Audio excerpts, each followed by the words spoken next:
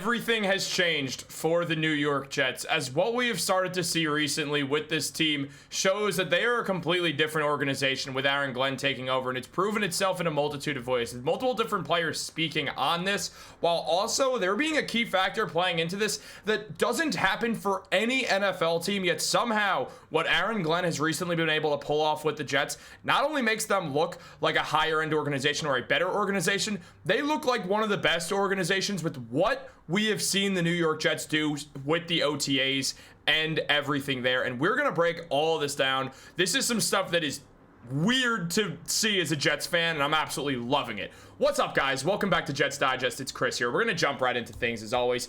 If you guys are part of that 63% that's not subscribed to Jets Digest, make sure to subscribe.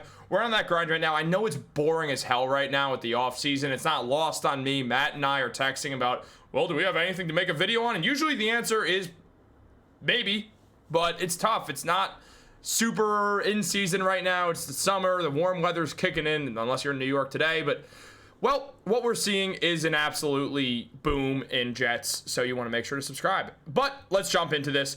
Look, when Aaron Glenn took over, there was a hope that went through Jets fans. A former New York Jet who really, for the first time ever, it felt like was going to turn things around. Not just was saying it, was actually planning on doing it. The whole thing with Aaron Glenn, more than anyone else, has been that he came in sort of buttoned up and sort of just completely disregarding the past of the Jets, saying that doesn't matter anymore. What matters is tomorrow, the next day, the next day, the next day, and then once we get into that season. And to do that, to get into that season and to be prepared, we have to work our asses off every single day just to get there. And it felt like, is this real? Is it just rhetoric? What is happening here? But Aaron Glenn is proving Jets fans so right on what we've heard about him. Now, Zach Rosenblatt recently mentioned that in the days of Robert Saleh, day 3 of minicamp was usually canceled or at least transformed into some sort of team bonding activity to close things out before the players left for the summer. Aaron Glenn's version of that, a lighter practice. Nothing was canceled. On Thursday, the Jets warmed up, ran a walkthrough for team drills, conducted some individual drills, and even made some time for fun. No games, just offensive linemen running routes and attempting to catch some passes down the field. Most of them dropped it or misjudged the ball in the air and missed it. Left tackle Olu Fashanu attempted a one-handed catch and failed. Center Josh Myers was one of the few to haul it in. Now, on the surface level, what this feels like is a nothing burger. It feels like I just read a story from Zach Rosenblatt that the Jets had less fun than usual because they're more ready to go. They're just a different organization. But that's not it. And Aaron Glenn sort of explained this, that it wasn't just for fun. Glenn said, I've been a part of a team where we used linemen to catch passes. That's going to be a work in progress. So he was joking when he said this. I want to make it clear that when he was asked about this in his press conference, he did sort of chuckle when saying it. He was having some fun with it, as teams do in that final day of OTAs. It's the beginning before the real beginning. So it's the little preview of everything that you're going to see. Aaron Glenn is not letting these guys off easy, and he wants them to know that. This is not the same Jets team. It's not time for team bonding where you guys go to the Buffalo Wild Wings near the MetLife Stadium. That's probably not what they do. Also, I did that once. I have 6,000 subscribers on a Jets Digest YouTube channel that is only successful because Matt's great at this.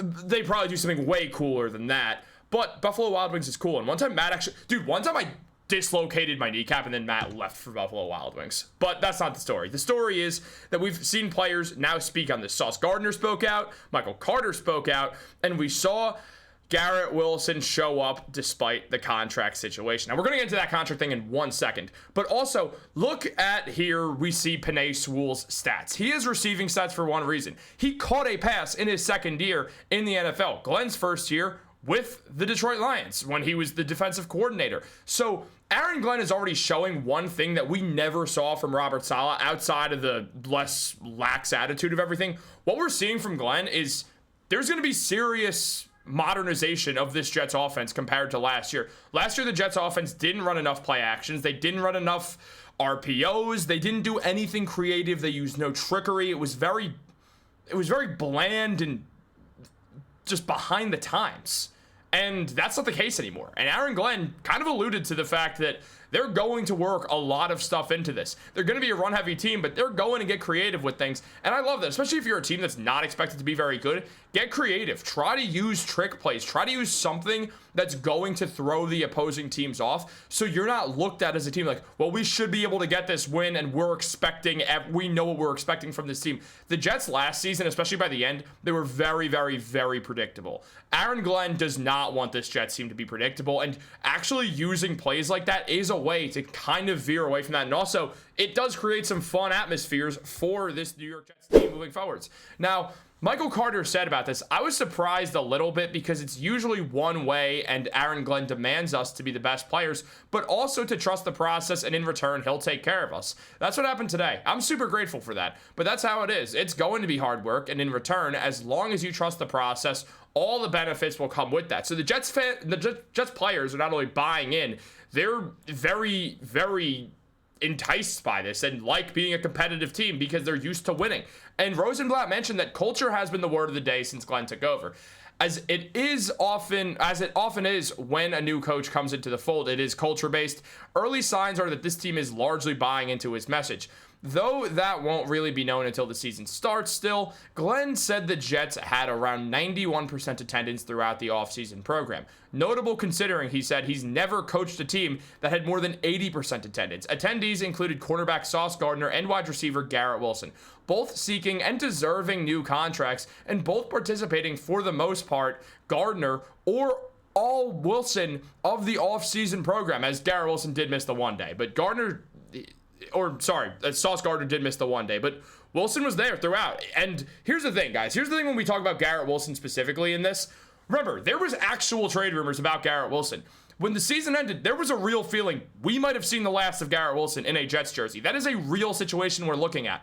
Now, that kind of went away when Aaron Rodgers was revealed to not be coming back, but at the same time, it wasn't fully guaranteed that just because Rodgers was gone, Wilson was going to stay. It wasn't just that simple. There was a lot going on, but Wilson liked the moves the Jets made and decided to stay with a team that has not proven that it shows instant signs of success. Now, all this being said, what we're looking at here is a situation that is getting better and better and better by the day, and it's early on in this whole new regime. It's very early on in this new regime. It doesn't mean the Jets are going to surprise everyone and win 10 games next season. Hell, they might not win 6, but what we're going to see is a team that wants to win and that has a better style, and not only just a better style, just a better feeling to them than what we've seen for a while now, honestly. Like, it's just become this really, really interesting situation that we're looking at. And look, they have to keep moving forward. They have to keep working on this. And Garrett Wilson and Sauce Gardner, they deserve their extensions. I mean, Sauce spoke a ton about how he does want that extension, how he does not want to leave the Jets. He wants to play here for his career. He wants to be on that team that turns it around. Wilson has been a bit more, he's not commenting on it as much, but clearly he wants to stay here, and he's going to get that extension. We saw Darren Mougey say it would come after the draft. OTAs have happened. We're going to be in these quiet months of the summer now. This is, for a team that wants to move in silence, as Aaron Glenn put it, this is probably when the Jets are going to sign Wilson and Gardner to these extensions. They probably just want to see how Wilson and Gardner played, as they must have been pretty confident they were both going to show up.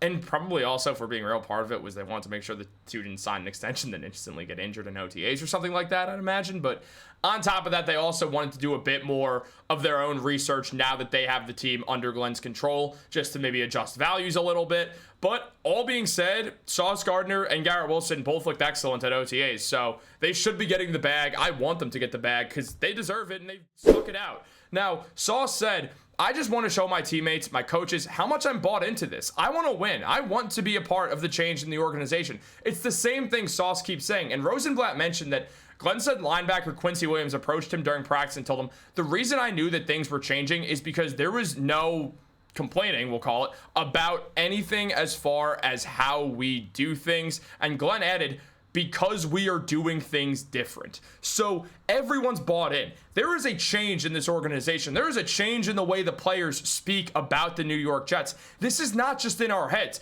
This is happening. We're seeing something new happen. And I'm not saying, guys, smash the over on the Jets 5.5 wins on the year. They might not get it. Let's be real. The Lions, when they got Campbell, were bad the first year. But things changed. There was a shift in the vibe there. We're seeing that shift for the Jets.